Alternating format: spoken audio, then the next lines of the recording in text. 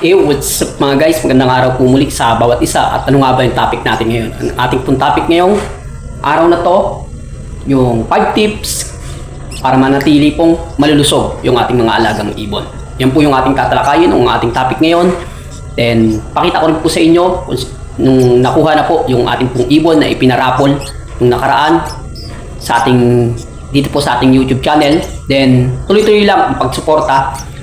Magpapatuloy po akong magawa ng mga video, at habang nandiyan po kayo laging nakasuporta, tanong-tanong lang po kayo para po sa ganun yung mga katanungan nyo tungkol po sa ating mga alagang ibon masasagot natin. Yung ating lang po sinasagot, yung kaya lang po nating sagutin, at yung ating pong karanasan tungkol po sa ating pag-aalaga ng ibon. Pero bago po natin puntahan yung ating pong topic, panoodin po muna natin ang ating intro. Let's go! Hey yo, what's up mga guys? Densky Avery. Huwag po natin kalimutan paki-like, comment, share, subscribe, at pakipindot na rin po ang notification bell para sa ganoon lagi kang makapanood ng mga panibago ko pang i-upload ng mga video. God bless! Yo, what's up everyone? Magandang araw po muli sa bawat isa, at ang ating topic nga po, yung 5 tips para po manatiling malulusog yung ating mga alagang ibon. Number 1 po na dapat nating tandaan, na dapat pong naaarawan po yung ating mga ibon. Kung nasa loob po ng bahay o nasa loob po ng ating ibunan yung ating mga ibon, mas maganda po na nasa tapat sila ng bintana, para sa ganun pagdating ng umaga maaarawan po sila kahit papano. Kailangan po ng ating mga ibon yan. Yan po yung number 1 na kailangan ng ating mga ibon, para sa ganun gumanda pa rin po yung kanilang mga balahibo at lumusog po sila, at hindi po sila sakitin o malapit sa sakit, lalong-lalo na po ngayon tag-ulan. At ang number 2 natin na dahilan, wag po natin masyadong busugin o wag po nating damihan yung mga pagkain na ilalagay natin sa kanilang mga pagkainan. Kasi pagka marami naman po yung ating mga binigay na pagkain sa kanila, halimbawa birdseed, puro birdseed po yung ating nilagay o dinamihan natin, maaari po silang magkaroon ng sapola. Tataba po sila. Ano po ba yung sapola? Tataba po sila ng gusto at magkakaroon sila ng bilog sa kanilang, lalo na po yung mga babae, magkakaroon po ng bilog doon po sa kanilang puwerta. Makikita natin doon sa kanilang puwitan o sa kanilang malapit sa buntot na bilog po yun, para pong itlog. Akala natin itlog yun, hindi po yun itlog, bagkos may sakit na po sila. Sila po ay nagkakaroon ng sapola, lalo na po kung hindi po sila nakaka-exercise o hindi po sila nakakapaggalaw-galaw man lang doon sa kanilang mga cage. Kaya po ang ginagawa natin pag oras po na kumakain na po yung ating mga inakay o nagkakaroon na po yung ating mga inakay ng mga balahibo at kumakain na po sila ng sarili, hinihiwalay na po natin. Nilalagay po natin yung kanilang yung ating mga ibon sa tinatawag natin na flight cage.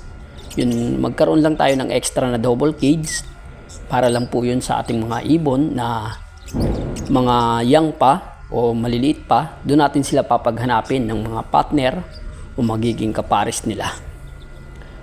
Then ang pagsasama-sama lang po natin doon yung mga magkakaedad, kasi pag sinamahan po natin ng mga matatanda na, pwede po silang magbugbugan o pwede po nilang bulihin yung mga bata pa na ibon natin. Yun po yung ating pangalawang tips sa inyo, yung wag po natin damihan ng pagkain yung ating mga ibon. Wag po natin masyadong damihan, bagkos sapat lang po yung ating ibigay sa kanila. At ang number 3 na ating dahilan na para mas mapaganda o maging manatiling malusog yung ating mga ibon, dapat po malinis po yung ating mga kulungan o yung ating paligid ng ating ibunan. Pag may mga langgam po, isprehan po natin yung mga langgam, yung mga dinadaanan ng mga langgam na umaakyat doon po sa ating unang-una. Lalo na po pag may mga inakay po, yung ating mga ibon, pumapasok po rin sa mga nest box, isprehan po natin yung labas lang po ng nest box, yung dinadaanan po ng mga langgam. Huwag po natin i-sprayan yung loob po mismo ng ating nest box, lalo na po pag may itlog na o may inakay na. Huwag po nating isprehan ng wash out. Pwede po natin gamitin yung wash out. Isprehan po natin yung mga may langgam o dinadaanan ng mga langgam. Pwede rin po yan gamitin. Yung ating pong wash out. Saan po ba nakakabili ng wash out? Nakakabili po ng wash out doon po sa mga pet shop. Konti-konti lang po yung ating ilalagay. Siguro dapat yung pang-spray natin, kahit yung pang-spray po ng mga alcohol, pwede po natin gamitin yan para po manatili po na maayos yung ating mga ibon, lalo na po yung mga inakay ng ating mga ibon. Kasi pwede po nilang kagatin yan at ang ating po mga ibon, lalo na pong African lovebird, pag nakagat po ng langgam, maaari na pong ikamatay nila kaagad yan. Lalo na po pag inakay pa. At ang pang-apat na ating dapat na gawin sa ating ibunan, yung pang-apat po, yung magbigay po tayo ng mga vitamins. Ano nga ba yung mga binibigay nating mga vitamins sa ating mga alagang ibon? Number 1 na vitamins na binibigay ko sa ating alagang ibon o sa aking alaga, yung Vitamin Pro. Yung Vitamin Pro po, binibigay ko po yun, vitamins sa ating mga alagang ibon na yung nakawalay na o nandoon na po sa ating flight cage. Doon po, yun po ang mga binibigay ko na vitamins, hinahalo ko po sa kanilang inuman o sa kanilang tubig. Pag kumuloy lang po yung tubig nila, pwede na po yun. Konti-konti lang po ang ating ibibigay kasi minsan po pag nasobrahan, mahirap naman po, baka kung ano pong mangyari sa ating mga ibon. Konti-konti lang po ang ating ibibigay. At doon naman po sa mga breeder natin ng mga ibon, doon po sa mga breeder natin ang ginagamit po natin na vitamins, yung Egg 1000. Yung Egg 1000 po, hindi po ako sponsor ng mga vitamins o mga ano na yan, pero pwede po natin gamitin. Na sa inyo po kung gusto niyo pong gayahin na gamitin yung ginagawa ko, yung ating pong ginagamit na Egg 1000 at saka Vitamin Pro. Yung Egg 1000 po para po sa mga breeder yon. Pag oras po na nagsasampahan na yung ating ibon o magkaparis na, pwede po natin silang ilagay dun sa kanilang, halimbawa yung cage na mayroon na pong nest box. Pag nailagay na natin sila ron, doon na natin sila painumin. Lagyan natin yung inuman nila ng Egg 1000. At pag naglagay po tayo ng vitamins, kahit po vitamins na Vitamin Pro o Egg 1000, kailangan po isang beses, kahit isang beses lang po sa isang linggo, bigyan natin sila. Then maghapon lang po natin ibibigay yon. Pagdating po ng hapon, tanggalin na po natin o itapon na po natin. May matira man po o wala, itapon na po natin yon. Kasi po, mapapanis po yun. Pag kinabukasan po natin, tinanggal. Pwede po silang magkasakit doon. Pwede po nilang mainom yon at magkakasakit po sila. At doon po sa Egg 1000, pagka oras po na ng itlog na o mga 3 na po yung itlog ng ating ibon, pwede na po natin tigilan yung paglalagay ng Egg 1000. Mga ganun po. Kasi pag oras po na nilagyan natin ng nilagyan, baka po mamisa na yung ibon natin tapos nalagyan pa natin ng Egg 1000. Baka po pwede niyang may subo doon sa kanyang inakay yon, madisgrasya pa po yung ating alagang ibon. At doon naman po sa mga pagkain po na ibinibigay natin, Nagbibigay po ako ng pagkain din sa ating ibon o sa ating ibunan. Maging breeder man po o hindi breeder yung ating ibunan. Kaya po konti-konti lang po ang nilalagay natin na scoop doon sa kanilang pagkainan, kasi meron din po tayong binibigay na chick booster. Iba po, hinihiwalay ko po sa pagkainan nila yung chick booster nila doon sa kanilang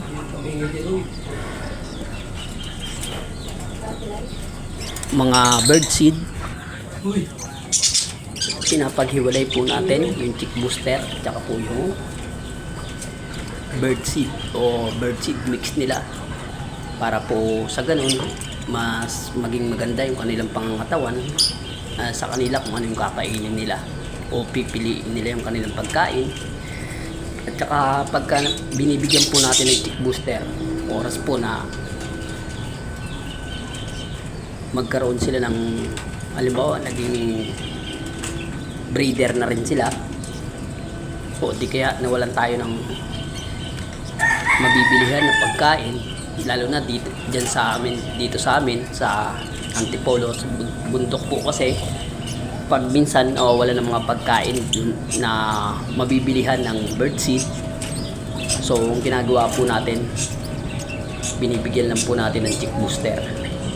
Kaya kumbaga sanayin natin sila na ganun, kasi hindi na po basta-basta pag biglang nawalan ng birdseed, meron tayong pagpakain sa kanila o makakain nila na ibibigay natin. Nga pala, salamat po pala sa mga patuloy ng mga sumusuporta at laging nanonood. Then pakita ko na rin po sa inyo yung ating pong nanalo o nagkaroon, nabigyan natin ng ibon na parakit, 4 na pirasong parakit yung ating kaibon, pero ayaw niya po magpakita ng kanilang pong mukha. Niling niya po na tabunan na lang daw po yung kanya pong mukha para hindi po siya makita.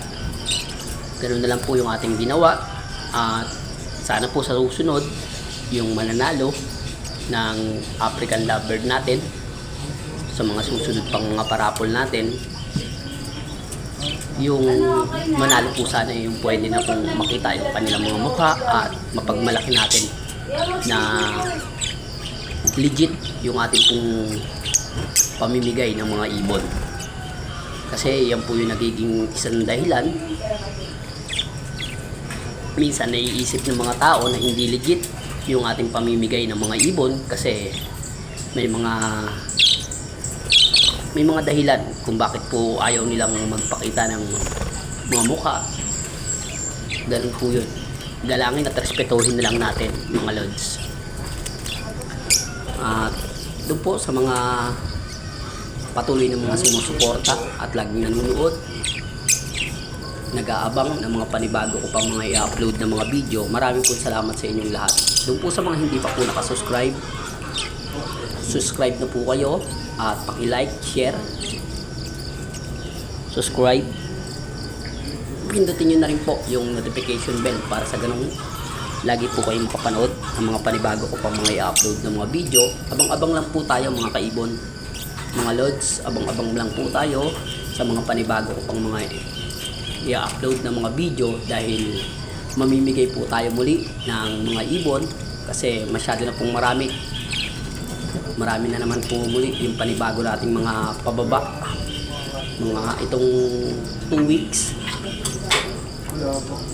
o katapusan itong month na to, bababa na po yung mga panibagong mga inakay ng ating mga ibon. Marami-rami na naman po yun, kaya abang-abang po tayo. African Lovebird po yun mga lods. Abangan natin yung African Lovebird para maipamigay natin sa inyo. Marami po salamat muli. God bless po sa bawat isa, at hanggang dito na lang yung ating video. Samahan niyo po ako muli sa susunod na mga video ko pa. Salamat. God bless. Bye-bye.